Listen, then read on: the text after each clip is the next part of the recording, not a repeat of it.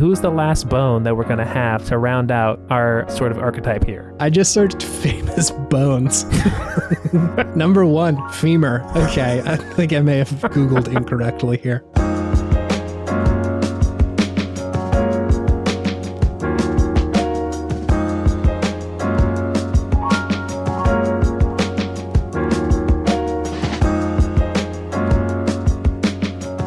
Welcome to Video Game Podtimism, the Optimists video game variety show where two best friends talk about the wonderful world of gaming. We're back. We are back. Chase is well. He is standing up while doing this podcast right now. He is actively flexing against gravity, showing it who is boss. It can't keep him down. Flexing. Some could say he's defying gravity. He is actually floating above the desk right now, just like in Wicked. Yeah, it's beautiful. With the power of gaming. The power of gaming. It's the rare good possession where you're flying through the air, possessed by a different being, but it's actually a very positive and enlightening thing. It's a cool ghost, yeah. It's a cool ghost. Who would be the cool ghost of gaming? Does it have to be a character that is not dead, or does it need to be a ghost character? It could be anyone. Oh boy. Because I would imagine that any video game character that is in our corporeal world would be looking like a ghosty. You're imagining like a character who is not a ghost, but is cool. Could also be a character who's a ghost. Why is it whenever this happens, whenever you're like, who's a video game character that I can think of literally nobody? It's like Sonic and Mario are the only fucking people who I can conjure. I mean, Sonic would be a little terrifying because you would then just turn into a ball and start spinning really fucking fast. Yeah, I don't know that Sonic knows how my body... like the limits of my body, you know? It's like in was it Metroid Prime? When you can scan the different things, and then one of them's like, well, we tried doing the morph ball thing, but that ended in disaster, so we just gave up. Like, we cannot do morph ball. The space pirates when they're trying to reverse engineer Samus's arsenal. But what about the king of all cosmos? I think maybe sort of a similar situation with Sonic and my body, that he might not know the limits, that I can't go to space. He would just explode you like right there. Or just say, take me to space. Hey, we're going to go to the moon real quick. No, dude, that's not for me.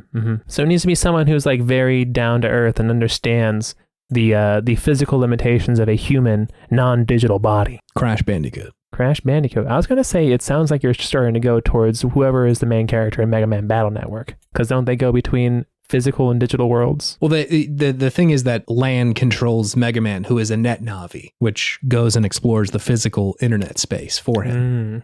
I want to hang out with Lan and Mega Man so bad, but that is probably unsurprising information for anybody who has listened to more than one episode of this podcast. Did you say your name at any point? Did I say my name? I don't think so. I'm Chase. I'm David. It's gaming. Here, we do the gaming stuff. Did you play video games this week, David? I did. I'd love to hear about them if you could. Yes, I beat Metroid Prime. Oh, wow. Congratulations. Put it to bed. Yeah. It was a very fun ride. Yeah. I didn't love the ending component of just looking around and trying to find those artifacts, but yeah, I can forgive that for an older game. That was just kind of like one of the mechanics back then, but still very fun. I enjoyed the final battles. They were challenging and entertaining, and really kind of were a test to see if you could really use every bit of power at your disposal. You really had to use like everything you had gotten in this game, each visor, each beam, missiles, all of it, morph ball. You had to use it all to effectively beat these last two bosses, which I thought was fun, because oftentimes games where you have that many power-ups, it just becomes we're going to use this one on this level and this one on that level and this one here. Whereas in Metroid Prime, they really do seem to really consciously try to keep going back to other things you have already gotten, just to kind of remind you, like, oh, you are fully loaded. You are a fully loaded Samus Aran bounty hunter, and you are a badass. And when you're just pressing so many different buttons on your gamepad to figure out what to do and how to see this boss or hurt this boss, it does really, hammer home the point. Like, okay, I am this person who has all these different tech abilities at my disposal, and I just got to figure it out because I have it all. So yeah, it was a very fun game. I'm really glad I played it. This is a game I had never really played. Because I didn't have a GameCube, and I think I tried to play it on the Wii, but it just did not click for me. I think I borrowed it from you, if I remember correctly. I don't even remember owning it for the Wii. So Maybe you owned it for the GameCube and then I played it on my Wii. Maybe. That sounds about right. Jacked in that GameCube controller to that top port over there. So cool that they made that work. I know. That they're just like, hey, GameCube also has 4 ports, not just like 1 or 2. Yeah, I also like how they still rock the GameCube controller to this day. Yeah. They're still like, we know like there's all those sickos out there who still want to press that big A button. I mean, you get the big A button, but you also get the nubbin, so it's a trade-off. It can never be perfect, but there is something majestic about the GameCube controller, mysterious. Yeah, it has a mystique to it, right? There's just something about it, but. I was thinking, while playing this game, I was also thinking, wow, this is the first time that they could actually effectively have made Metroid Prime a twin-stick shooter, because this is the first time they've actually had a real typical controller for their console available. Other than the Wii U. I mean, but even then, it was just the gamepad. Yeah, man. And like, unless you have big old hands like me, people didn't really like gaming on the gamepad. Didn't feel great. So I thought that was an interesting aside. It was finally Metroid Prime's time to shine with the technology that Nintendo now has, twin stick abilities. They were so ahead of their time building Metroid Prime. So ahead of their time. So yeah, really enjoyed that one. Great game. Looking forward to Metroid Prime 4 or whenever they decide to re-release 2 and 3. I'm really interested if what they do with that, because it would be very Nintendo of them to re-release the first one and then not do the second and third one either. Yeah. Because I know that the like development cycle of 4 has been kind of like troubled and they've restarted a few times, which like, is good. All things considered. I don't want them to put out a real stinker. And if it means like waiting longer, then sure. But yeah, I would be interested to see what Nintendo actually ends up doing, especially if it's like, they got 2 and then they'll release 4. Like, do they finish 3, or are they just trying to say like, we'll give you a little something between 1 and 4, but there will be 2 other remasters in between there? I don't know. I have no idea what they're going to do. I'm excited, is all I know. Yeah. It's going to be good regardless. Sure. I have also played the Resident Evil 4 Remaster Chainsaw Demo. Cool. I saw that this released. I haven't played it yet, though. It's just the first level of Resident Evil 4. Yeah.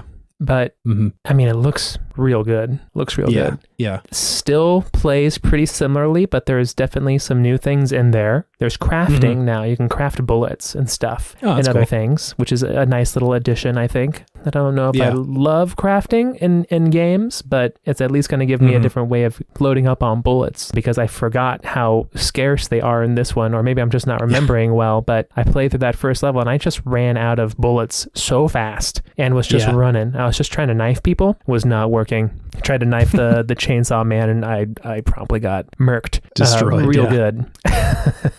But I'm excited for this game to release. It's gonna be a lot of fun. Yeah. So just whetted my appetite for that. I just played through this one last year in that strange fugue state where I played all the Resident Evil games. I remember. And they definitely do have you run out of ammo, especially in that first part. I think so much of that first level is just tone setting and like both showing the player who hasn't played a Resident Evil game, this is how you play it. You have to be creative and run and collect resources while you are fighting. Yeah.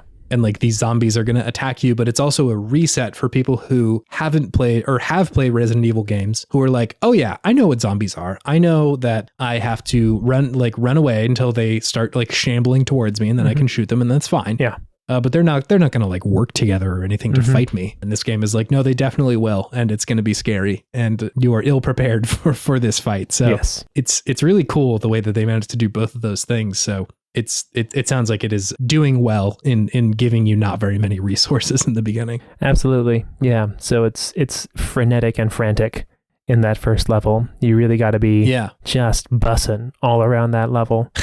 So it's good. It's fun. I'm excited to see what other twists and turns this remake takes, because it seems like there's going to be some very different things with it, and I'm curious because I just loved this game when I was younger. So I want to see them remake it, but also it seems like a little bit of a reimagining as well, which I'm excited for.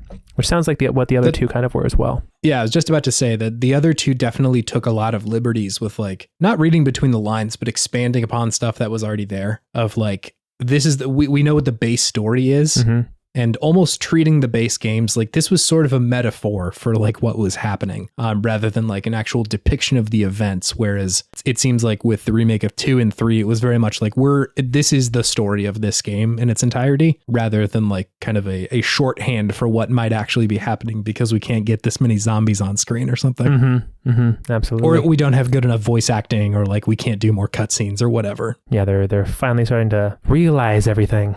Yeah, I'm also for the record also very excited because I, like you, was really into this game when I was a kid, and I think that realigned a little bit when I played it last year. Of like, yeah, I didn't think it held up like incredibly, but it was still like a very good game. Yeah. There are many more games that have held up much worse than this one, but I'm also interested to see like what have they changed, what have they retained.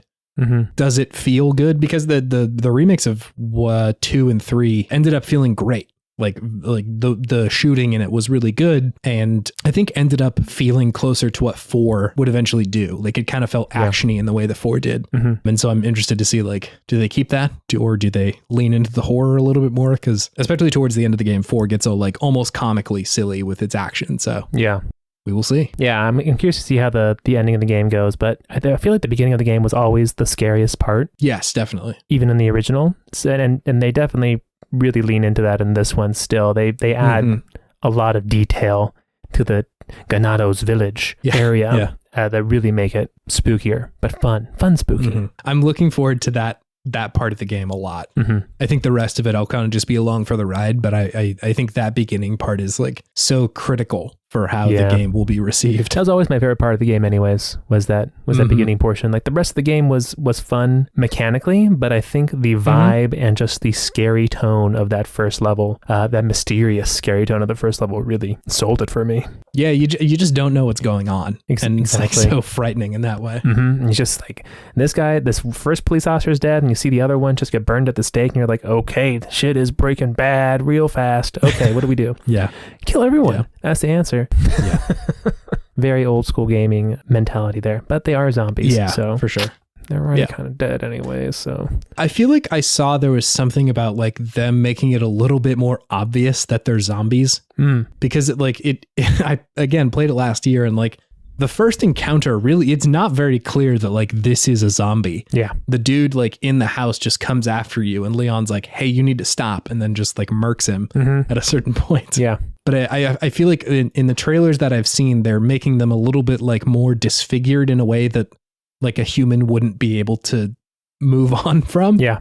So I kind of hope that they do that. I kind of hope that they lean into like, no, these are like monsters now. These aren't like people anymore. Yeah. I feel like it's more leaning into the fact that like how they shamble a little bit more in this one, that they are corpses that are being animated by this parasite that's inside of them. I think that's kind of what their angle is going to be in this one, because that's what they are, you know. They shoot their head and a big old tentacle comes out. Very spooky. Very spooky. So yeah, that's fun. Excited for Resident Evil 4. Drops on I think the 24th of March. Yeah, something like that. I think so. Yeah. I'm a peep. It's gonna be good. Jump back into Cyberpunk 2077. Oh, cool. Nice. This is a fun game to just kind of pop in and out of. Yeah. Because it's so mission based and exploration based that if I can just go through a mission and then just stop, and it doesn't, and there's so much information in it that I can really get back into what is going on in the story pretty quickly. Right. The game still looks fucking amazing. Like going from Metroid Prime 4 and like Dark Souls Remastered and all these remasters, and then going back into Cyberpunk's like, whoa, okay, yeah, no, this game looks real good, actually.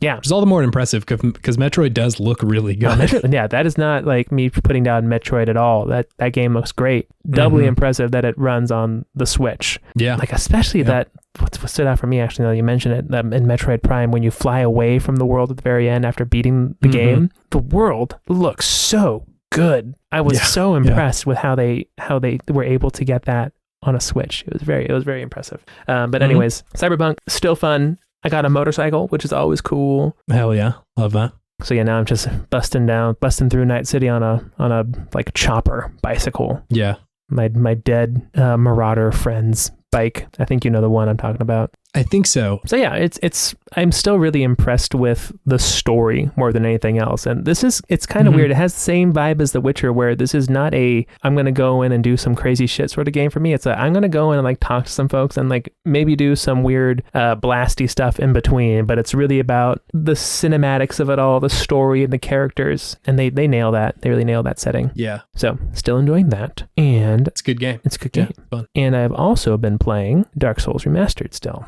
Yes, sure enough. Where are you in it now? You were in Anne Orlando the last time we talked. Yes, I have beaten Anne Orlando. Oh, good.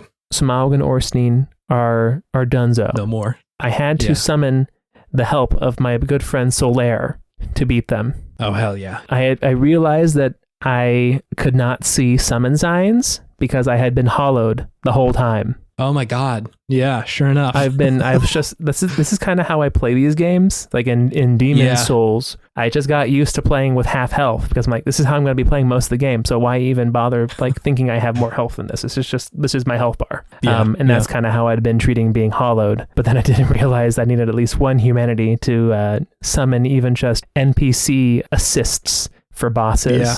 So I did that, and then they were pretty easy. But I definitely I soul grinded in Anne Orlando for quite some time, just upgrading all of my equipment and my stats. So it was one of those moments where it was a montage, and I just murdered so many knights, and the little demon imp boys got real buff and strong and beat up on Ornstein. Love that for you. It was great. Thank you. I felt good about it. Yeah. About all the murdering. It was great.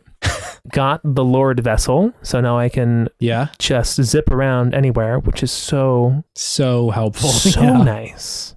So nice. And now I decided he named like 5 different people I had to go and kill at this point. So I'm like, okay, I'm just going to go to the closest one. So I went to the catacombs, and now I am deep in like the giant's butthole or something like that, whatever it's called. Yeah. That's canonically what it is.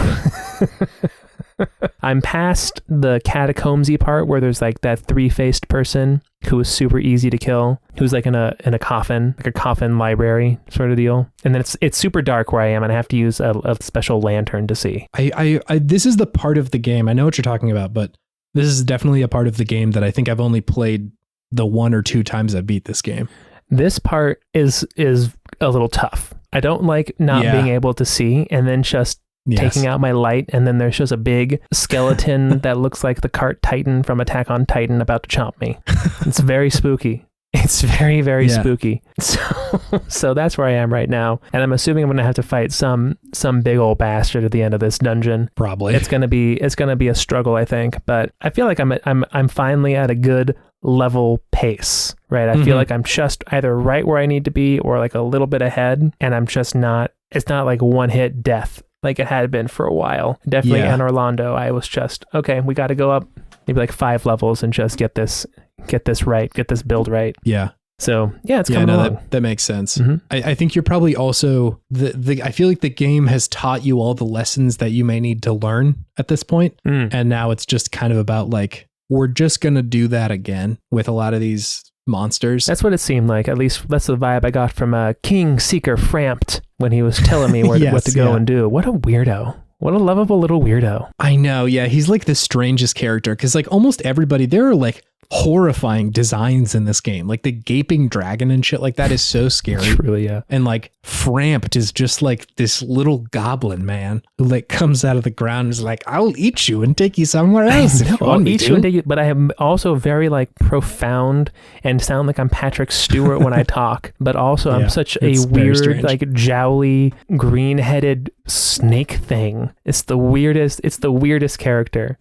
It's just such a Dark Souls NPC type character. Yeah. I was just going to say I love him. Yeah, he's great. He's like your stinky old uncle, and he's just he's like a weirdo, but he's a sweetheart. But my good friend Stunkle. My good friend Stunkle.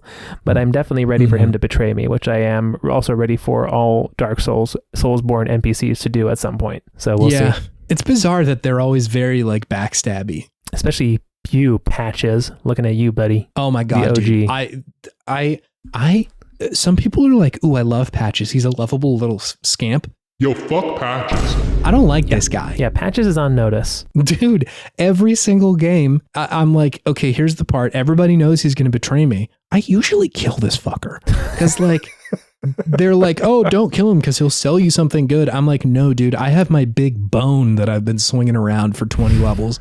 I'm good with that. And then I usually kill him because he's such a dick. He is a dick. I don't like him. He's a bad man. He's like the Deadpool, like the cosplaying guy as Deadpool of this world. Oh, fuck. Where he's like, he does have Ryan Reynolds energy. Not even Ryan Reynolds. A guy who went to Comic-Con and is like, I associate the most with Deadpool because I too am a scamp who likes to curse. And I think that's a cool personality trait.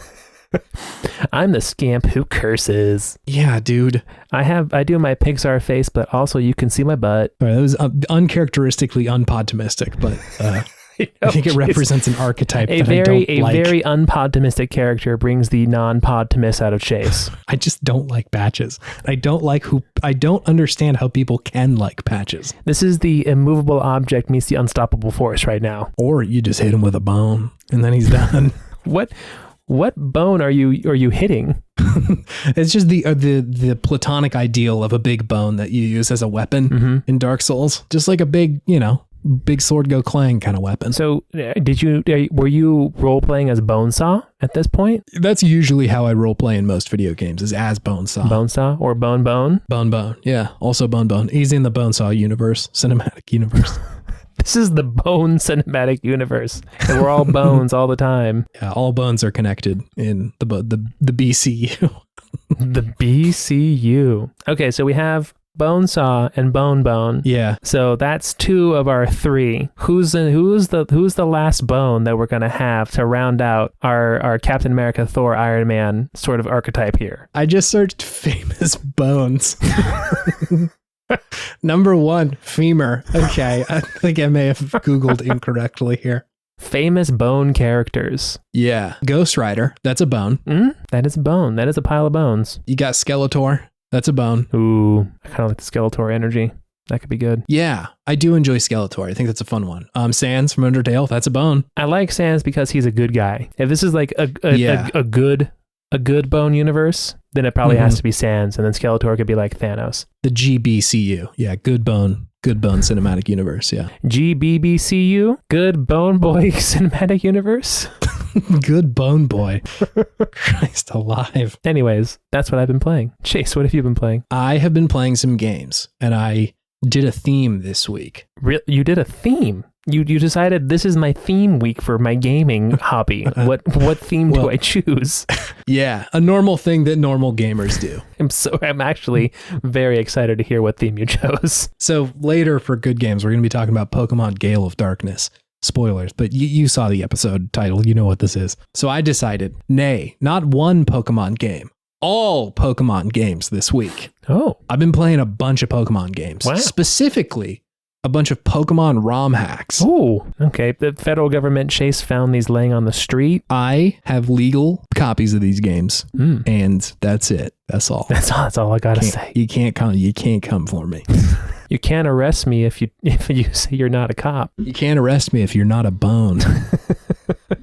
Okay, so I've got 3 for you. 3 ROM hacks. And this might bear saying, I don't know if everybody's like super familiar with what this is, but a ROM hack is essentially like you will take a base game and somebody will hack it and mod it to the point where they kind of create a new thing. It's not necessarily that. Like you can just go in and edit the base game and like that's also a ROM hack. But I think more often than not, when people are talking about ROM hacks, they're talking about like almost separate games at a certain point. Like you take a lot of people take like Fire Red or Emerald as like the base of their game and then build something else off of that as if it's like an engine or something. All that explanation to say the first one I played is not technically a ROM hack. It was made in RPG Maker, so it's a little bit different.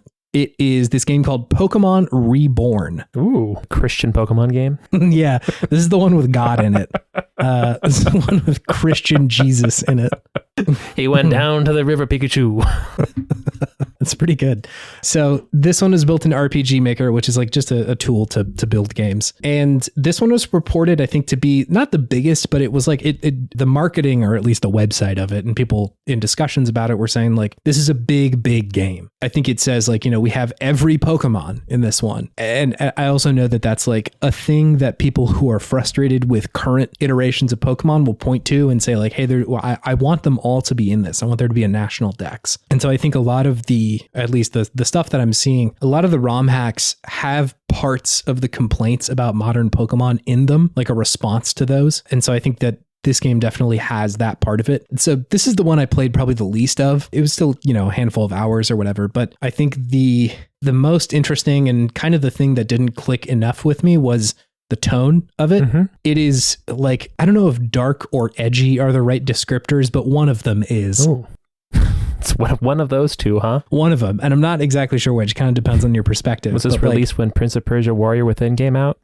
No, I think it was pretty recently. Oh, man. It is not edgy in the way that like just everything was edgy in 2008 or whatever. It was released over the course of a long time. Between 2012 and 2022 is when they released the 19 successive episodes over the course of a decade. Wow. So like it's a big game, right? Like there's a lot of stuff in here. And so like I understand if maybe like the game isn't this way in the end, but like the way that it starts is you're on a train going to like a kind of rundown city. You're talking with somebody who's essentially like, your guide to the first part of the game. And they're like, right at the end of the conversation, they're like, oh shit. And then they push you out of a window with themselves of the train as the train like crashes, presumably killing everybody in there. And the game initially is like, wow, that was pretty weird, huh? Anyway, you should go get your starter Pokemon now. And like there's a world where maybe it's like a comedic dark tone like that, but the way that it felt to me was much more like, no, this is like an edgy place where people die, you know? And it was bizarre. I think that part of it kind of rubbed me a weird way. And I understand the temptation in ROM hacks to almost run the other direction with a lot of like things that the base game is doing, right? Like I understand why when you're looking at a ROM hack or like, what do we want to build in this game? And your basis is another game that is well known, has criticisms, has things that are good about it, that you would be like, what is the base game doing or not doing that we can do? And like, obviously, I think something that Pokemon doesn't do is it doesn't really delve that deep into the dark parts of narrative or story. It's like a kid's game, right? Like they never want to do that on purpose. And, there's nods to it every now and then with like the ghost Pokemon and like cities you go to that seem kind of like haunted, but it's never more than really like a nod, like you kind of have to be an adult to understand the context of why that might be frightening outside of like, ooh, spooky ghost. But this game is very much like, yeah, people die here and like Pokemon can die here. Oh. And so like I don't know. I think the tone didn't quite land for me in that way. It feels very un-Pokemon. Yes. Yeah. And I understand how maybe for some people that is a selling point, that like this is so different from the base game that it is interesting to explore that. But I think in a weird sort of way, by running in the complete opposite direction, it's still kind of adhering to the base formula. Like it is kind of defining itself by what it is not doing rather than like, what are we trying to say with this story?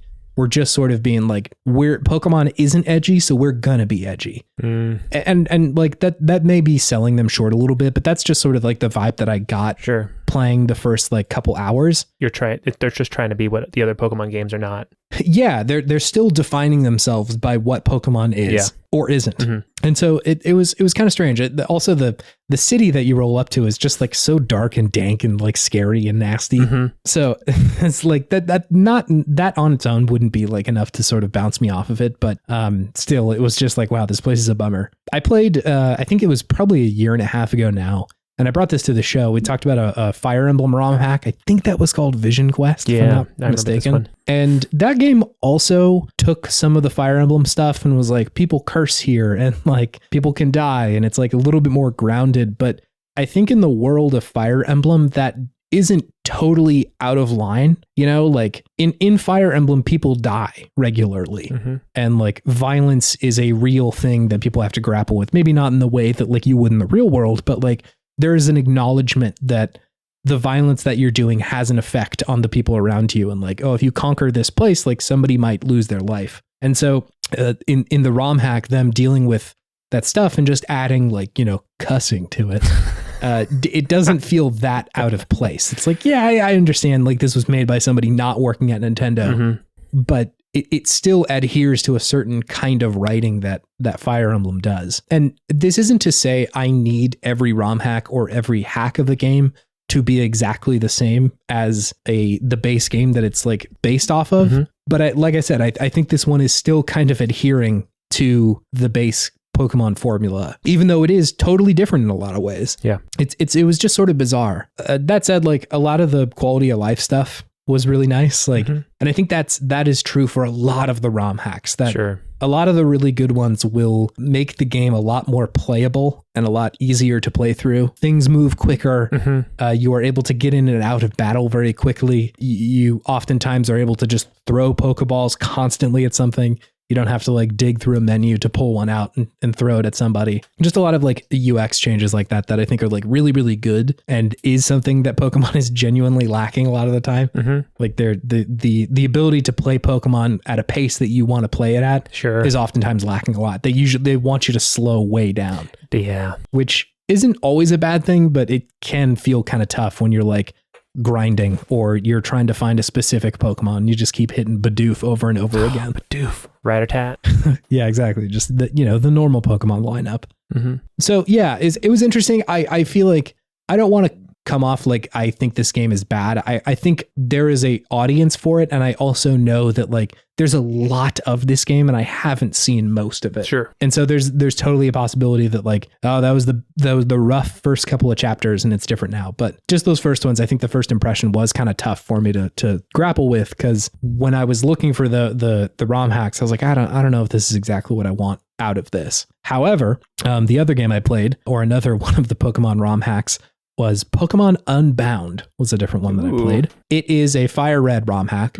So it looks and plays very similar to Fire Red. I really want to sing the praises of this one.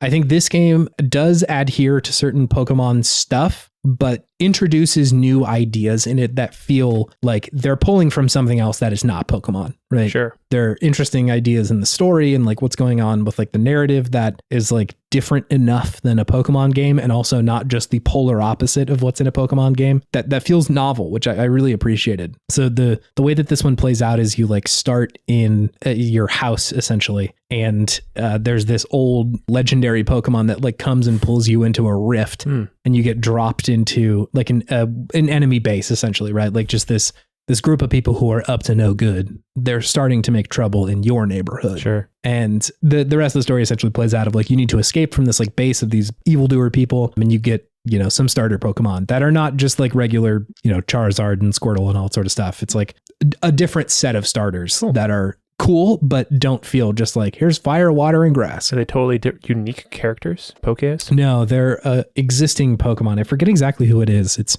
one of them is whoever evolves into Tyranitar. Oh. Lavatar is the little guy. Yeah, that's it. Yeah, that dude. That was one of them, which is the guy I chose because I enjoy Tyranitar. So yeah, they give you kind of a novel group of Pokemon to play with. You team up with this like other dude who I did name Dabo because it was who's your rival. Oh, what are you saying, baby? Yeah, I'm just saying we have a friendly rivalry. So anyway, you break out of there, and the place that you call home is like a snow town, which I really appreciate because like every single Pokemon starts you in the idyllic, grassy, normal town. And I kind of appreciate that they're like, yeah, you're in the snow town this one, which is typically a part of Pokemon games that you don't get to until like the very end. It's kind of nice to be like, yeah, the ice Pokemon are the ones that you're starting with. That's your like first encounter. Is mostly Pokemon. That's types. A good type, actually. It is, yeah. So it's kind of nice to have that like backup. But essentially the way that the game is playing out is that there's this group of people who are trying to resurrect this old legendary Pokemon through the use of the 3 legendary birds, the ones from Red and Blue. Classic. And so you're following them around, like kind of trying to stop them. And all the while they are like successfully capturing a lot of the birds. The last one, I think I'm going to try and stop them from catching Moltres at this point, but they have caught Articuno and Zapdos at this point. So it seems like I'm not doing quite as well, but still it's interesting for that to be kind of the setup of the story because it has stakes. Like I think so often the Pokemon stories that you're presented with are like, you need to be the very best. And also there's a group of doofuses that are kind of trying to stop you. and they're not very good at it. Yeah, they are always doofuses. Like very irregularly are they like any sort of like actual threat to a literal like 10-year-old in the game. Crime doesn't pay, baby. It sure doesn't. But in this world, they almost treat you like a nuisance. They're like, oh yeah, there's that kid who's trying to stop us. Like, can somebody go try and like fight their Pokemon? And then that happens, and it's like taking you enough time that they've already like finished the thing that they're doing. Oh, so they're actually competent. That's the thing. Yeah, they're catching these Pokemon. Like they found a bunch of Master Balls, and they're like just using those on the legendary birds, which is fun. Like I think, like I said, I think it gives the story stakes in a way that a lot of the base games don't have that. And I think that's part, intentional, right? A lot of the base Pokemon games, they're supposed to be kind of this like fun romp, and I don't think they're ever intending to make you feel in any sort of actual danger. Yeah. But it is kind of nice to see that in a way that like, I don't know that I've really seen since maybe Emerald, where like those two teams are kind of fighting each other for, I guess, ecological reasons. But still, I think it is cool to see that in a game, or in a Pokemon game, I should say. I also really, really appreciate the way that they treat side quests in this game. Typically in normal Pokemon games, you don't really get side quests, and you don't really get quests at all. It's just sort of like, yeah, we're just kind of going to point you in the next direction, and you have to go do that. Whereas this one is like, okay, so to get to this mountain, I need to go to this town, and I need to get the ability to use like cut or something like that. So I have to challenge the gym and like beat the gym leader. So like the gyms are still in place, but they're more a means to an end than anything else. It's not like that is the point of the game, is to, challenge the Elite Four and be the best. It's more like, okay, well, to save the world, I need to like get the access to that, to these HMs. And so the way to do that is to fight the gym. So it's like, all right, sure. It canonically sort of makes a little bit more sense. But the side quests are really cool because you'll see people in the overworld that are like, they have little like ellipses over their heads, and you can go up and talk to them, and they're like, okay, hey, here's this thing that I need. And it will track it like it would in any other RPG, where it's like, hey, you just got a quest. Here's what you need to do for that. Again, something that like Pokemon does not do. There are some times that you will run into NPCs in Pokemon where they're like, I would like to trade you a can of strawberry soda pop for a Pokemon from a town 2 routes over or whatever. And like, that's not tracked. And to be honest, to me, that's not really that interesting. But this one gives you like honest to goodness side quests. One of the earlier ones, and what that was like pretty effective actually, there was this guy, you walk into his house and he's like, hey, there are these Pokemon that keep stealing my food. Could you help me like stop them essentially? And while you're talking to him, a like ice Sandshrew walks into the house and like steals a bunch of shit and then runs off. And it's like, that's the one, like go find it. And so you can follow it into like a cave system, and it does a really good job of showing you like, here's where it's going. It'll like cut to kind of not a cut scene, but just a scene of it like going through a door. And so like, oh, I need to go through this part. Whereas like, I think the base Pokemon wouldn't do that. It would just like have you explore until you find it. Yeah. And eventually you come upon its like area that it's been hiding out, or sorry, it's a Sandslash. It's like the evolved version of it. Ooh. And it takes the food that it stole and like puts it on the ground, and there's like 3 little Sandshrews that come up and eat it, or eat the food. And then you roll in the place, and it's the little like Sandslash is like, oh, fuck this. And so you have to fight it. And it's like a fair bit higher level than you are at that point. And so you do kind of have to be like careful like how you're fighting it. But once you beat it, the dude shows up and he's like, oh shit, like it just like needed food. I know that like they used to pay park rangers to come out here and like take care of the Pokemon, but I think they stopped doing that recently. So makes sense that they would need food. He's like, okay, well that makes way more sense. I'll just like try and make enough food for these Sandshrews. But I think it says like, or the guy had asked the Sandslash, like, you need to help me essentially do that. And he's like, okay, great. And that all worked out. And he gives you like a TM for beating that quest essentially. That's cool. It's cool. It's like a novel concept in a Pokemon game that I'm just like, outside of the mainline games, there are games that do this. And like the one we are going to talk about later, they have quests and shit like that. But I just felt like it was such a good idea from just like regular RPGs that they put in this one. So I really appreciated that. I think it makes the game feel more lived in and not so adherent to the formula. Sure. Because, the Sandslash that's in there, it's just like a strong Pokemon. It's not like it's from a trainer or anything else like that. It's just like a strong one. So you have to go fight it and like have that be the way that you solve this, which just isn't present in a lot of Pokemon games. Usually it's either you're fighting a trainer or you're catching a wild Pokemon, and that's really it. So I really appreciated that. I think this game also has really good difficulty settings. Like most of the Pokemon ROM hacks, part of the description and the draw is like, dude, this one's gonna beat your ass. Like, this is a tough Pokemon game. Like, so many of them are like that. And I was like, I don't think that's really what I want. Whereas this one asks you like questions in the beginning that really drive towards like, how do you want to play this? It's like, hey, do you know the matchups of every single Pokemon? And absolutely not. No, I was like, no, I don't. And it's like, great, we're going to give you the quote unquote like vanilla experience. But if you want to be challenged more, you can add that later in the difficulty. And essentially it just like, it shows you type matchups a lot of the time. So like if you're in the menu with your attacks, it'll like, if you hover over one, it'll either show you like just a regular symbol, an up symbol, meaning like it's effective against this Pokemon, or a down symbol, meaning it's not. Again, just like awesome. Thank you. They didn't start doing that in mainline Pokemon games until like very recently. Yeah. And so I think a lot of stuff like that just makes it a lot more enjoyable and allows you to see the hard work that they clearly did in the other parts of the game. So yeah, I think as far as like interesting Pokemon stories and games, like Pokemon Unbound for me thus far is really the king of that. So it was neat. I liked playing through that one. And finally, another Pokemon game. Another ROM hack? Another ROM hack. This one is not the king of story Pokemon games, but a very interesting game nonetheless. The next one and the last one that I will talk about is this game called Pokémon Emerald Rogue. This is, as the name suggests, an Emerald ROM hack. And this one is much more of a game. Like, it is a lot less interested in the adventure and all hanging out and vibing in the Pokemon world. It is much more a twist on the like Pokemon mechanics and formula. So the way that this game works out is that you show up in the game and it's like, hey, welcome to Pokemon Rogue. We're a video game.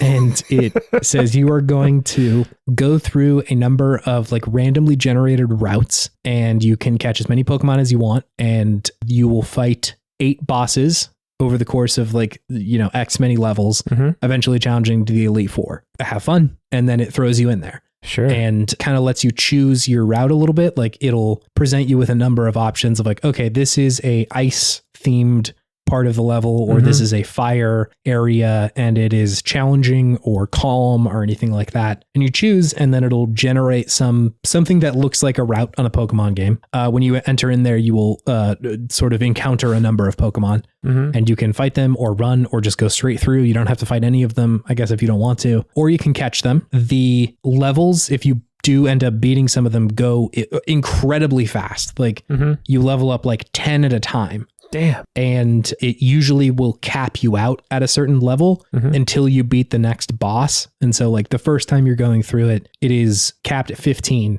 until you beat a boss. And then it's capped at, I think, like 25 or something like that. And so you might be guessing at this point, what happens when you die or lose. This is the Pokemon Rogue part of it. It is a roguelike. So when you die, it just kicks you back to the beginning of the game and says, all right, try again. We're going to give you some extra money for how well you did in this run. And the farther you get and the more quests that you complete, meaning like, just how well you're doing, the town around you kind of expands and like offers like, okay, now we have a TM salesman, or we have a potion salesman, or you can go buy more Pokeballs that once you go through the run and return, those will like regenerate essentially. So if you buy 5 and you have 10 right before you set out, you can use 10. And then if you die and come back, you'll have 10 again. So that's nice. Permanent upgrades. Exactly. Yeah. So it kind of adds to this like meta progression that you see in a lot of other roguelikes. It's fascinating. This video game. Like, that sounds really interesting, actually. It is. And like, weirdly, a lot of the Pokemon formula is still there, at least mechanically, right? Like, go into a place, find new Pokemon, catch the ones you want, level up your pokes, and fight a boss. Like, it's there. It's just so condensed. Like that takes probably 10 minutes, right? To do a route and a boss battle. But it also takes a lot of the interesting parts of like Nuzlocke challenges and adds that in, right? So something I haven't mentioned yet is that if, say, you're in a wild battle or something like that, and you lose, like, one of your Pokemon faints during the course of that, it's like gone. So it's not, you can't like revive it afterwards or something like that. And so it pulls in a lot of this stuff that people have been doing for years in the Nuzlocke, where if one of your Pokemon dies, you release it, and makes that more explicit, right? It says like, no, we're going to do that for you, which is, it's really cool. It adds a lot of stakes to the fights that you're getting in, and you have to be like incredibly careful in a way that like it is fun, I think, to do Nuzlocke. And I think there's a reason why that formula has stayed the test of time and why people still do that in like a lot of Pokemon games. But I really appreciate that they're iterating on that and saying like, how do we take that idea and make it into something, building a game that is way more explicit about that, and not just saying like, yeah, we're going to build a Nuzlocke challenge where it's all of Fire Red, but it does that for you. But instead saying, how do we build a game around a Nuzlocke challenge? Like that is the entirety of it. And I think this is where you end up, is with this like roguelike idea. I will say it is hard as fuck, right? Like, you need to be able to know, like, I need to make my team really adaptable so we don't have just one big hole where a single fire type could come in and blow us all up. Yeah. And in that way, it reminds me like, you know, something like Marvel Snap, where a lot of the best decks are decks that are adaptable outside of like fucking Galactus or something. Get at me. But they're decks your hot take about Marvel Snap coming out of nowhere. Oh man, dude, I've been getting my ass kicked by Galactus over and over again. And I think I can win every time, and I can't. I usually can't. Is there just like a Galactus deck that's strong right now? Yeah, there's like a lot of cards that are helping Galactus. Galactus, have you run into him in the wild yet? No. What is Galactus's ability? Like, if you play Galactus and it's your only card at that location, he destroys all other locations. Whoa. So it's just that one lane at that point. And people have just kind of figured out like, okay, I'm going to carry Galactus. I'm going to use cards like Electro to get him a turn earlier than I possibly could because he's a 5-drop. Use him and then use either like Spider-Man so you can't play cards on the last turn, or carry Shang-Chi to make sure that if you have anybody beefy, you're going to kill people. And then very consistently, they will drop Null on you, who has Null has the power of all cards destroyed in the game. So like if you were running a good other lane, Null took that shit and is now like a 50 drop or whatever. Damn. So and Galactus is kicking my ass right now, David.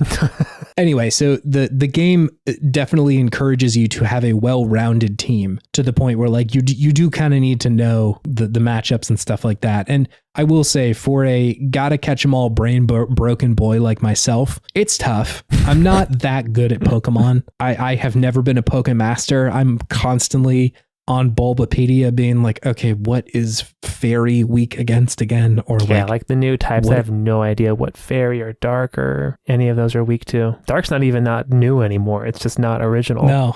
Sound like such an old head right now. What is Water weak against?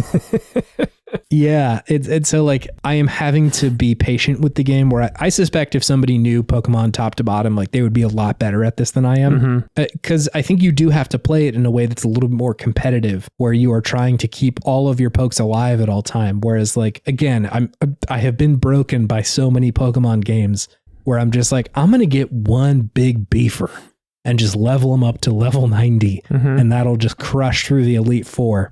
Yeah, of course there's exceptions, but like that's usually the way that I play these games, which is not very good if you're trying to like be good at the game. And like, I know that's not how competitive Pokemon plays, but it is kind of fun to have a little peek into that world here without a lot of stakes, right? Like the runs don't take that long, and in the way that Hades is satisfying, right? Like every run you get a little bit more. So if you're feeling like, okay, well, I run out of Pokeballs almost immediately, I should go buy more of those. Or I keep getting frozen and I have no recourse for that, I need to buy more of those like ice heals or whatever to unfreeze my pokes. Just stuff like that, where it is taking so much of what makes Pokemon good and just wrapping it in another kind of architecture. Yeah. It's so interesting. That sounds really fun. Yeah, it is. And I think it's fun for both people who are into Pokemon and people who are into roguelikes, right? Like I think if you played either of those, that this would be a pretty interesting jaunt. I'm so surprised that they haven't put this out yet.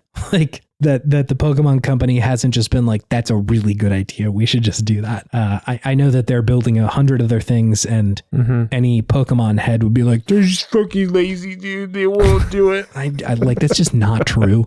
I agree that maybe they're not taking enough time between releases, sure, but I refuse to believe that they're just like, you know, shooting from the hip every time they put a game out. I think they're trying stuff, and some of it works and some of it doesn't. Also, it's like $1 billion plus IP. I also would be a little risk averse. Yeah. To make a lot of big risky decisions. Yeah. It's still printing money. Regardless, I'm not here to defend big corporations. Yeah. But this is a fascinating experiment. And I think that the Pokemon company would be so wise to look at the innovation that is coming out of these ROM hacks and like try and be like, well, what can we do that is similar? What can we do that incorporates stuff like Nuzlocke, or how does something like, you know, Pokemon Unbound change the formula in the way that we could? And honestly, I think you see some of that in Arceus. I think Arceus was an experiment that was trying different stuff. And even the game that we played or are going to talk about here in a second was a little bit of an experiment too. They were trying things. Yeah. And I think that would go a long way rather than being like really tied to the base formula. And I like that's not giving Violet and Scarlet enough. Wait, is it Violet and Scarlet? Or is that the game that just came out? Those are the new ones. Yeah, I don't know why. I thought I said like Ruby or something. No, it's not it. Even those games, like there are risks being taken in that game that are different than the base games, but they still feel very tied to that formula. Whereas like Rogue feels like this is definitely a Pokemon game, but it's just so radically different in a couple different ways that are really novel. If you've been playing these games for a long time. Anyway, that's a Pokemon Emerald Rogue, which was a fun play. I'm still playing this one. It's really, really good to just like pop in and do half an hour of a run. Classic roguelike. It's really great. Exactly. Yeah. Anyway, David. Yes. This will bring me to my podtimistic thing of the week, which is the little wiggle that a Pokemon ball does. The little when wiggle, you're trying to catch a wiggles. Pokemon. Then 3 wiggles. It's really good. It's a really nice way to symbolize that a Pokemon is trying to be caught. And that click sound when a Pokemon is actually caught is divine. Just incredible. Such a ding satisfying me again, baby. Tactile. Ding me again. Very ding boy of me to enjoy the little serotonin bump that the click is giving me. Like, oh man. I mean, it does have a nice timbre to it, that click. Feels great. Feels great on my brain. Yeah, I agree. It just they really have the whole entire presentation of that down pretty pat at this point. Just the whole animation of it with the sound. Ooh, it's a heater. Even the sound of the Pokemon like hitting the ground, the like dong dong dong is really good. I don't like it. It doesn't sound like anything that I know, and I'm still just like, that's nice. That feels good. Feels good on the brain. Do you have something fueling your sense of optimism this week, David? I do. It's Soulsborne NPCs. A bunch of scamps, these guys. A bunch of scamps, lovable weirdos, despicable people, but all just sus. Every single last one of them is absolutely sus, but they're so fun. There's no other game that has NPCs like Soulsborne's. They are their own genre of NPC, truly. If there was a big party of all NPCs together, like these would be the weirdos in the corner. Like it is if in Zelda every single NPC was the guy who sells you a mask, like just the weirdest dude. The weirdest what? Dudes. I don't understand. Are you a bad guy? Are you a good guy? I don't know. Only time will tell. Yes, exactly. He dances away laughing. Yes. Yeah, I agree. There's not a one of those games where there's like just the chillest dude. You know, most of them are trying to kill you. Yeah, most of them are trying to kill you, or they are like sad and depressed, or there's no one who's just trying to live their damn life the best they can. No, everything is always broken so bad already by the time that you get in these game worlds that it's just people trying to pick up the pieces. Even the people who you go to like level up usually are a little bit like, are you going to kill me at some point? Am I going to have to fight you as like the last boss? Yeah. Or something. It's also very unclear how they give you power and level you up. Just like, what is how are you this strong? Yeah. Sketch. But good. But fun. Do you want to move on to our main thing, David? Yeah, let's do that.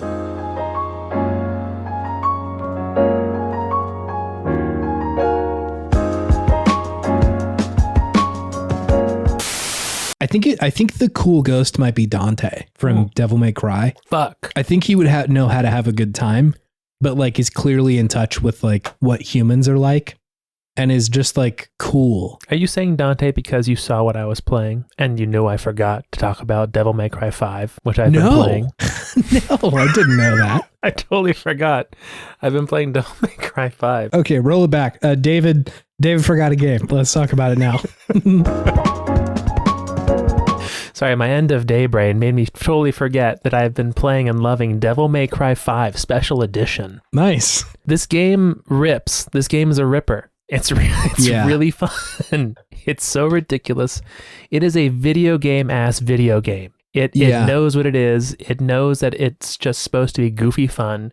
The graphics are fucking amazing. Really By good. the way, it looks so incredibly good. Each character has a very unique and interesting moveset. You can customize things. The character of Nico Goldstein is fucking amazing. Just some nut job Southern Belle who like makes these crazy weapons. And not to mention you can have a Mega Buster as a Devil Breaker arm in this game. Have you played this game, Chase? I played it a little bit. I probably played like 2 hours of it like a couple of years ago. I think it was on Game Pass or something. Mm-hmm. And so like, I enjoyed it. I just for whatever reason stopped playing at some point. Yeah, it's just, I'm really excited to play through this one, but it makes it very confusing that I'm playing this, Dark Souls, and Kingdom Hearts all at the same time. Oh my God. Which are three action third-person hack and slashes that are very differently controlled. So it's very confusing. Just like, what is my dodge button? I have no idea. Yeah. And I've also still been playing Kingdom Hearts.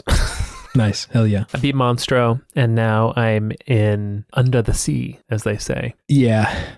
A low point for me in that game, to be honest. I'm remembering a lot more of the low points of this game as I'm playing through it again as an adult. Monstro was very confusing. Monstro was tough. I was just going through doors randomly, and I got there eventually, and it worked out. Yeah. But it didn't feel great. But then Simple and Gleam plays, and I see Donald and Goofy, and I see the crisp, clean animations. I'm like, okay, I'm still in it. I'm here. So yeah, it has a weird spell on me, that game. But yeah, those are two games that I completely and totally forgot about that I played and enjoyed still, especially Devil May Cry 5. I've just have been totally not following the Devil May Cry series whatsoever this whole time, because they had like a soft reboot at first, and then they went back to Devil May Cry 5, didn't they? I think they did. It's so interesting. Like, I think it was like DMC was the fourth one in the series or something like that. Was it Devil May Cry 4 DMC, or was DMC just its own thing? I think it was at the time just DMC. It wasn't labeled as 4, but I think they just picked it up at 5 again. They're like, just kidding. I could be wrong. I'm not a huge Devil May Cry head, but it is really interesting that they did that and then just like come back and so nail the tone of this game. It is so confident in the ridiculousness that it's doing, and like really reminds me of the very first Devil May Cry that was also very confident in its tone. Like Dante. Yeah, it's like it was bizarre when they put out, I think it was 2. That game was like kind of universally panned, and I think a lot of it was like the tone was weird. It was like not the fun kind of game that the first one was, whereas like braggadocious, I think, is what comes to my mind. Yeah, like everybody is just so fucking cool and hot, and like that's the game, you know. It's great. It's really, really fun. I love that they kind of nailed it with the 5th one. Real good. Anyway, hey, it's Good Games. It's the segment where we talk about the okayest games of yesteryear and remember all the things that we love about them. And we got another user suggested game. This one was referred to us by Jackson. Thank you, Jackson, for your suggestion of Pokemon Gale of Darkness, specifically Pokemon XD Gale of Darkness. It's a Pokemon game, man. There's another one. I mean, they're everywhere. I'd never played this. I didn't even know it existed. I didn't know that it was a sequel to Pokemon Coliseum. Neither did I until like looking into this. But yeah, it's a sequel to Pokemon Coliseum, which like I did play that one. I did play kind of a lot of Pokemon Coliseum because it had a single player in the way that this game does as well. But just totally missed this one. I don't know why that happened. But yeah, didn't play this one. I mean, it says Pokemon Coliseum nowhere on the title. So I think that might have been part of the issue. Even still, I think I would have picked up a Pokemon game. I'm surprised that I didn't, to be honest. That's fair. Before we get too far, can I hit you with a few hot stats about this game, David? Please. Hot stats. stats. So Pokemon XD Gale of Darkness came out October 3rd of 2005 in North America and a couple of months prior to that in Japan. Mm-hmm. It was made by this company called Genius Sonority, I think is how you say it. And they, for a while, and actually still, there's making sort of like side Pokemon content. So Pokemon Coliseum was their first game. And then Pokemon Troze, I think was a DS game that they put out. They put out that most recent Pokemon Cafe mix. I don't know if you played that or not, but no. It was like a cafe game. Sure. And they, of course, also put out the hit Learn with Pokemon Typing Adventure. Is this Mavis Poke teaches typing? I'm wondering if it's more on the Mavis Beacon or more on the typing of the dead sort of deal. Like, can I catch Pokemon if I type Bulbasaur good enough? Anyway, I do have a review of Pokemon XD Gale of Darkness from Bright Hub, the video game outlet. Bright Hub. Joe Video did review this, but the review on Moby Games was like 2 lines long. Oh. And apparently unfuck-upable, because I did try. Didn't work so good. But I've taken the review from Bright Hub and run it through Google Translate a number of times, one language into the other, eventually arriving in the mangled husk that we see before us now. Which I'm going to read for you now, David. Please. Unfortunately, Pokemon is still in demand for good gamers.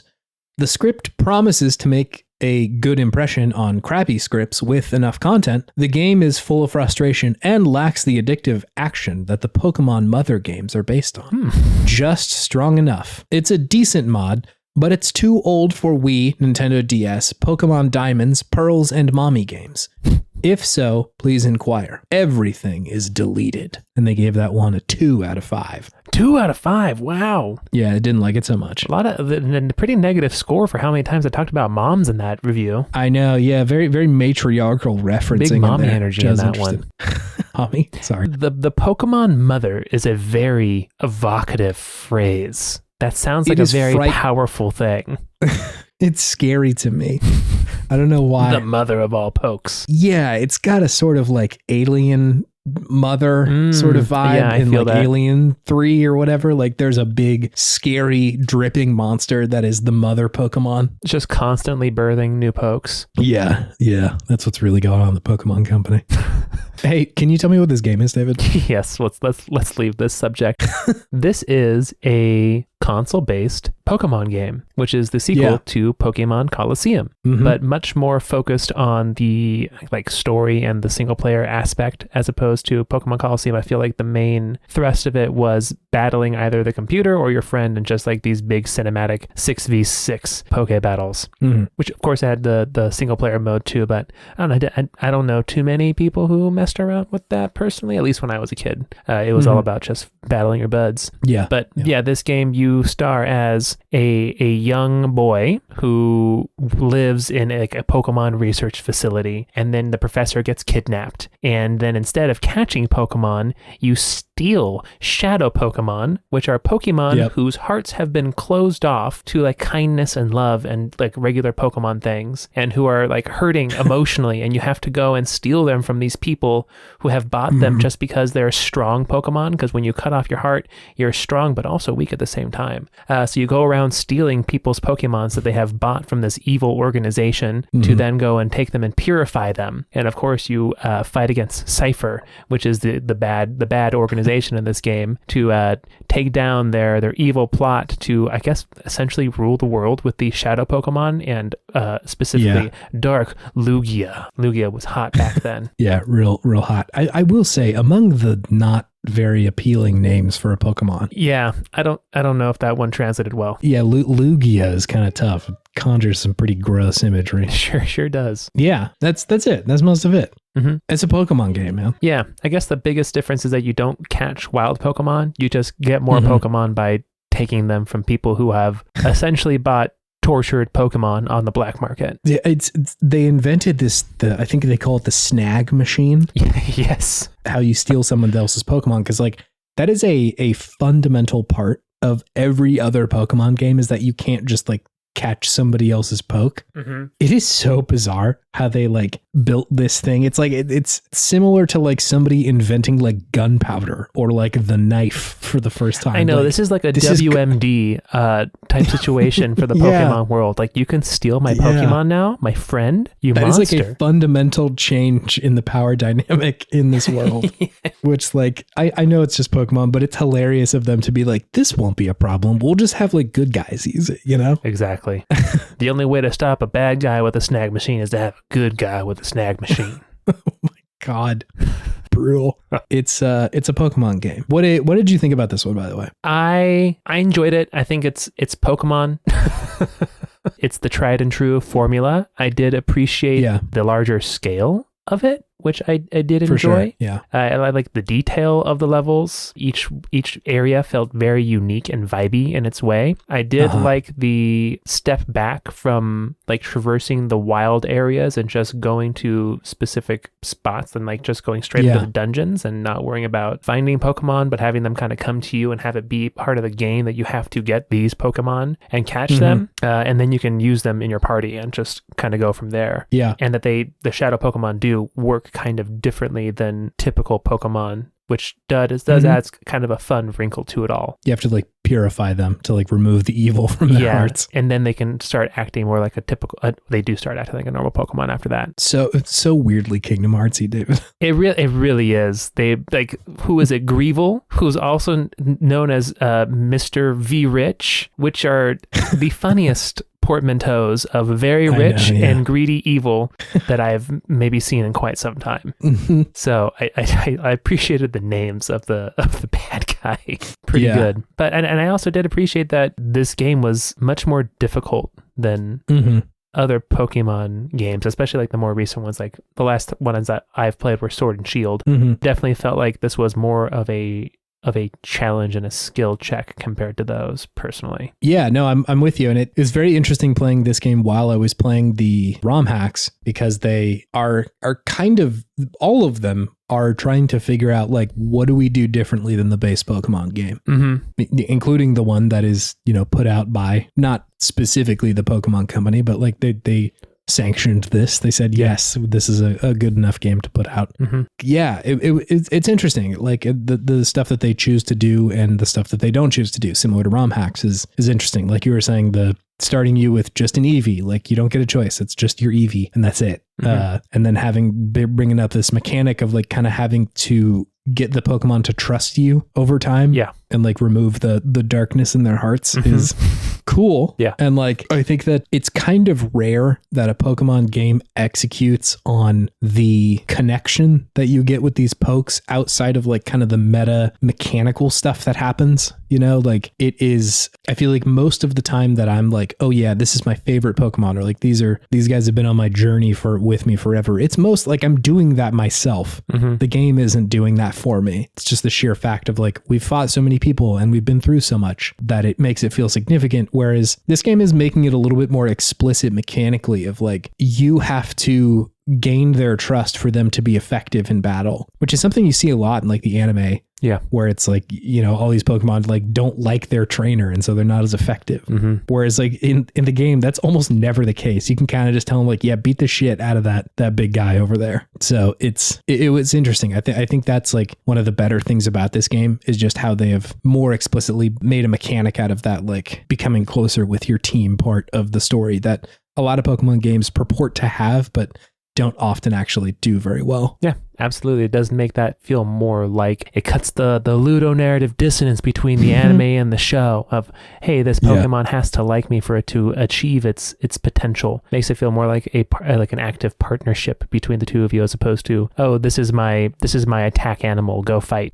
Yeah, it's almost, I think in a game where, whether they say it explicitly or not, like if you have the ability to catch all these Pokemon and they're telling you like, catch as many as you can, fill out the Pokedex, I feel like that's like kind of conflict with trying to have a cool team of friends that you get, you know, like I think that this game is effective because it a lot of the time restricts how many Pokemon you can even have in the first place. Like you are able to catch like, you know, some dark Pokemon, but it's not all the time. You can't really do that very often, like you can in the base Pokemon. And so it's like the game is being a little choosier with when it offers you an opportunity to bring a new person onto your team, which thereby ends up making it feel more significant. Whereas like in the base game, it's like kind of, you know, I probably got my favorite Mon and then I'm just swapping in and out like who is currently the most effective against the gym that I'm going up against. Exactly. Yeah.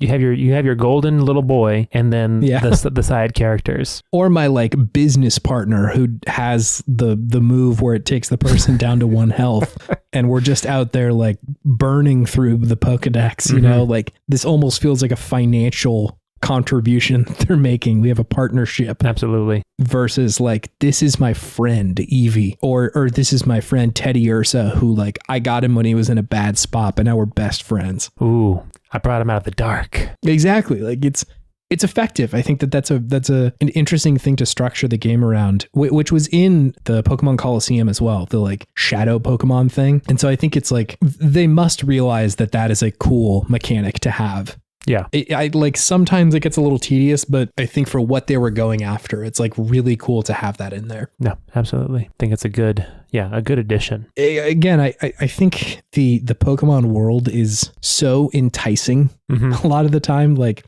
there's generally a big problem that needs to be solved, but like just the base world is so enticing to just go hang out in. Sure. And it's like, it's kind of rare that they let you do that in any major way, which is surprising. You know, you're usually just passing through an incredible town to pick up more super potions on your way to become a Pokemon master. Whereas I think this game allows you to steep a little bit more in the areas that it shows you around in, because it is like more of an RPG, right? Like you have a quest in any given place that you go into of like, I need this part, so I need to go to the port town. Yeah. Or I need to go find my like maybe little sister. Yeah. And get her back from this weird like scientist place that she's hanging out in. I know, that place was so weird. Just makes the worst inventions.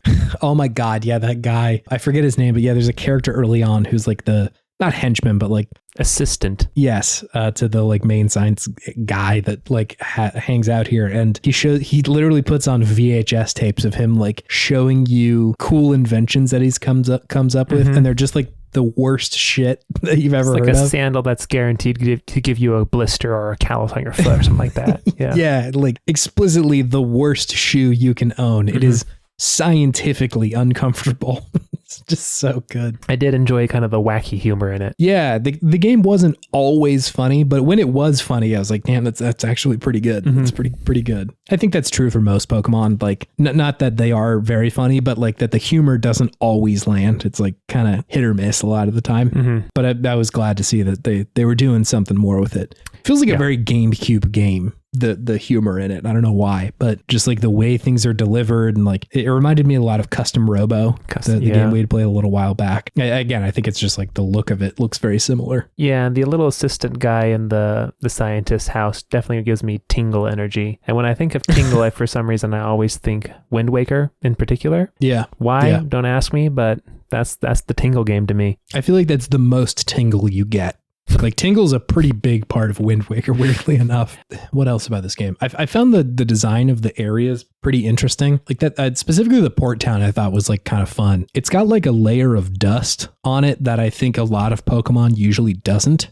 Like you go into the shop and it's like kind of industrial and like not shitty, but not great either. I feel like most of the time the Pokemon games are like so pristine and perfect. And I think this game does it in a way where it doesn't feel like dingy and terrible like Pokemon Reborn did. Sure. It's just like, yeah, this place is kind of dusty and old, you know? But still has that cartoony feel to it. Yes. Yeah. It's great. I think a lot of the Pokemon battles in that town felt a lot more natural too, where like typically in the Pokemon games, like you're really only fighting people outside of towns.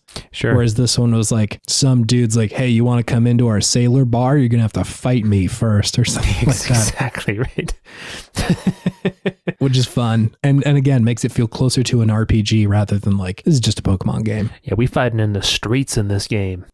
What else? Is there anything else that you liked about this game? It's random, and it's something that they carry over from Pokemon Coliseum, but I always love it when they do like a large, really zoomed out, rotating shot of the Pokemon battle happening, and then just suddenly zooms in very aggressively on one Pokemon to make it feel like a sporting event. I've always loved that for some reason. It's just it just gets me into the action, and I like that they do it. They really do make it feel like a sport with the camera work. Yeah, the camera work is they do it really nicely to make it feel like just sporty. It's just you're zooming on your favorite player and you're getting a good look at their face, see what they're thinking. What is Teddy Ursa thinking right now?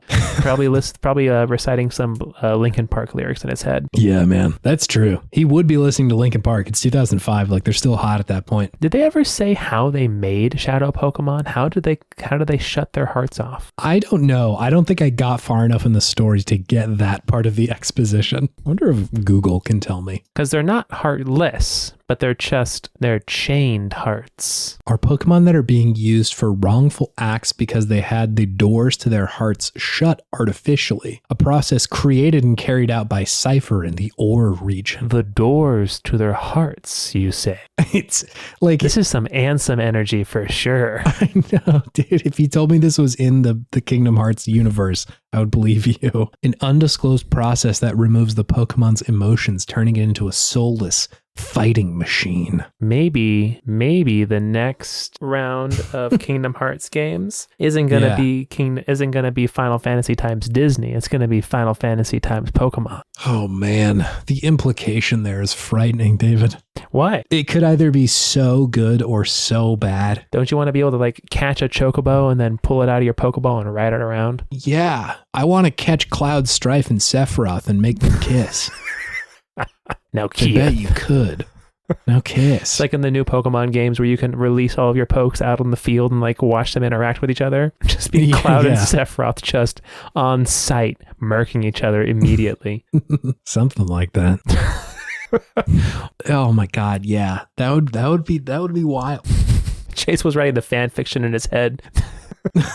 Tetsuya Nomura, please hit me up. We need to talk. I mean, it'd be interesting. What else about this game? Anything else you want to say about it? I don't think so. No, I think I covered everything I wanted to talk about. I think it's a fun iteration on Pokemon. I'm with you. It's like this one felt at certain points I kind of had to push to play this one. Yeah. It wasn't quite as easy as like for the Frog Room, the Bells Tolls, where I just like inhaled that game. Yeah, that game was easy listening, that's for sure.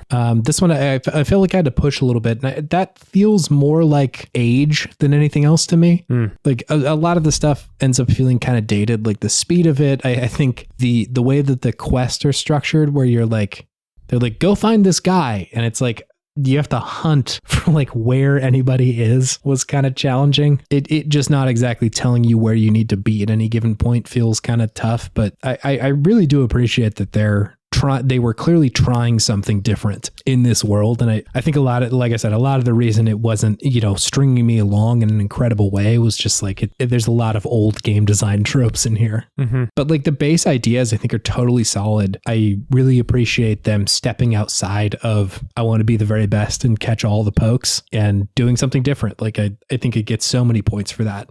I also know that this is an incredibly lengthy game. Like I looked up on time to beat, it was like 70 hours or something like that. Like a really lengthy game. So I can totally see how if this was like your game as a kid, this would like just pull you in. Absolutely. Like if you had spent 70 hours in this space, like it would feel incredible, I'm sure. Because I'm sure in the ways that any game that you play for that long, the locations start to feel familiar and cool and comforting in a certain way that I know would feel good in this place too, because it's all so bright and cool. It's similar to my relationship with like Mega Man Legends and shit. I can see how this would be somebody's like, this is my shit. Absolutely. Yeah, it has all the makings for something like that. It's an easy play. Well, kind of easy play. It definitely has some challenging bits to it, but yeah, it's a great IP. It's fun. It's different. It has a good vibe to it. Definitely could see someone getting lost in this game. Again, I know that this is asking for the moon to come a little closer, but I wish that Pokemon would try different stuff and be okay with risky stuff. And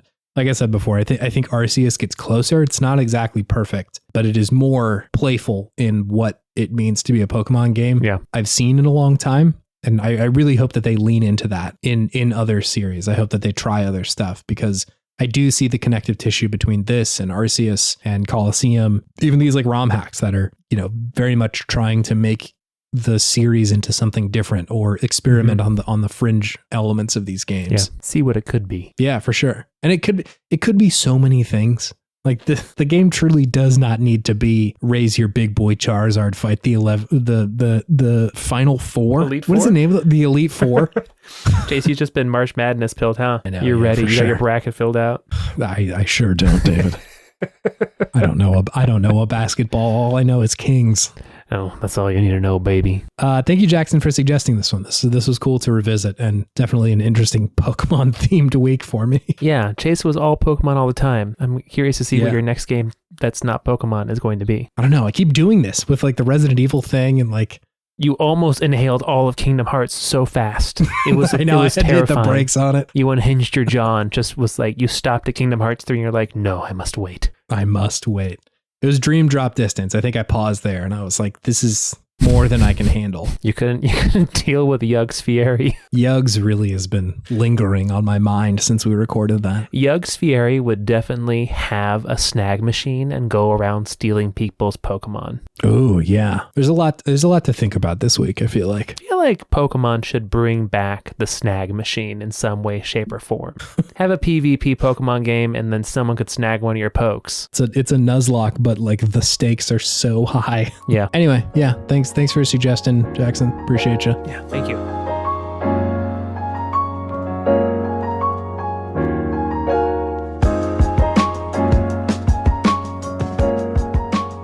So if you would like to check any of our social media, if you would like to see a backlog of all of our episodes and their beautiful podcast art, if you would like to leave us a suggestion for a future game to do, something that you love from the way back, or maybe even just the kind of way back. The recent way back. You can visit podtimism.com. It is your one-stop shop for all your podtimism needs and wants. Go visit it. It's a cool place to hang out. And you have a direct line to Chase and I's emails with your suggestions. Or if you just want to say, hey, with a winky face, that's cool too. We will love having that in our email. It's great. If you... I'm going to start spamming our own thing with just winky faces to you, Chase. Yeah, thank you. Anyways, if you also want to help out the pod, you can leave a review. We really appreciate those. We read those. They're awesome. We feel really seen and appreciated when anyone leaves one and takes the time to do that. You can spread the good word through word of mouth to friends, people who you may think will like the pod. That's a great way for us to help us grow. We also really appreciate that. And if people aren't into it, that's fine too. That's great. No worries, no hurries. Ooh. You like that? No worries, no hurries. Yeah. Is that a thing? Do people say that? I mean, I do. Oh, it's powerful. It's got real Fido Dido energy, huh? Oh man, yeah, I loved that. That was strong for me. A real reaction. You stopped. You were doing something else, and then you just stopped and looked at me. Just like, whoa. God. I was checking all the like reviews and shit on our various sites, and then you hit me with no worries, no hurries, and my body responded. You're like, that's some good positive energy right there. You reacted to the positive energy I was saying. Your whole body vibrated. Yeah. Also, this is the mandatory Scout Out of the week. Hi, Scout. Thank you, Scout, for the beautiful podcast art. You can check her out at co-fi.com/humblegoat. There used to be commissions open, but your boy snagged up the last one. Yeah, for something to be revealed later. We will unleash it upon the world when it is ready.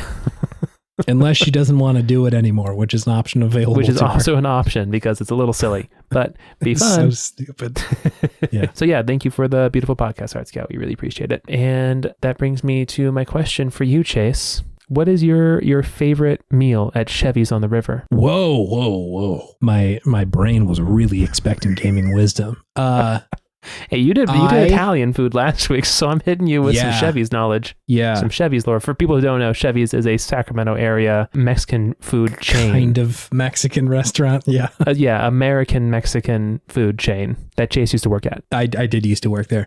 Not to be like that guy who orders this, but like I'm a big fajitas head. Really enjoy those sizzling little guys coming out on a very hot plate. Yeah. There's something just like visceral about it. And I also kind of like to make my fajita taco the way that I want to, you know? This is interesting, Chase, because I don't know if you know this, but I'm a big fajita denier. You're a fajita denier? I'm a big fajita denier. Oh no.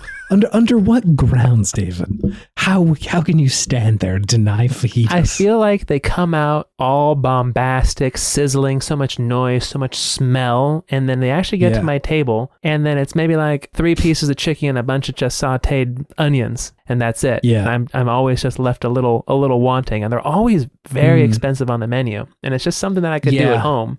Probably fairly decently as well. Yeah, that's my thing. They're a lot of show, but not a lot of substance to me. I hear that. I think I do like the pomp and circumstance really adds to it for me. Yeah, you eat with your eyes first, as they say. This is true. I like for a moment to be the star of the restaurant for just a moment. It's like when it's your birthday, but it's just like, oh, that's the guy who ordered fajitas. It's this turn of the spotlight. Yeah, it's like my birthday, but I don't have to endure 20 people staring at me and singing a song. The song like that has the cadence of a dirge. It's so slow and sad. But yeah, I like the pomp and circumstance. I'm also a big sautéed onions guy. Really like a sautéed onion. Sure. So I kind of will just eat those plain or in the taco. I'm with you. It's kind of expensive for not that much meat usually, but it's a sacrifice that I'm kind of okay with, to be honest. You're not just paying for dinner; you're paying for dinner and a show. Yes, I am. I see you. Do you have a favorite Mexican meal on Chevy's on the River, Dave? You know, I don't think I've ever eaten Chevy's on the River. Yeah, the one is on Howe is the one I worked at. Now just a demolished building, no longer there. I've been to the Chevy's on Watt. I think I've had the nachos there. They were tasty. They're good. I can't say anything bad about them, but I also can't really say anything good about them either. Yeah, I'm with you. It's straight down the line, semi-chain restaurant food. Their flautas kind of banged. Flautas are always tasty, I think. They're pretty good there. They had like a spicy sauce that they put on it that I was really into. Donkey sauce? It was donkey sauce. Yugs Fieri was in the back there. In the back, whipping it up, chopping it up. With his snag machine ready to take your pokes. Don't come in the back. Yugs is back there. He'll take your Pikachu. It's a fucking threat. Take your Pikachu and make it into donkey sauce. Sounds terrible. It sounds so bad. He's a nobody. That sounds bad too. He's a bad man. Guy Fieri would never, but Yugs Fieri, you never know. Can you imagine the poor soul who both didn't listen to the last episode and doesn't know the lore of Kingdom Hearts enough to know what Yugs Fieri possibly is? I bet there's somebody. I'm sure there's plenty of people who have played every single Kingdom Hearts game and would not be able to tell you what Yugs Fieri is referencing. Like, what the fuck are they talking about? Oh my God. Anyway, see you next week, everybody. All right, see ya. Bye.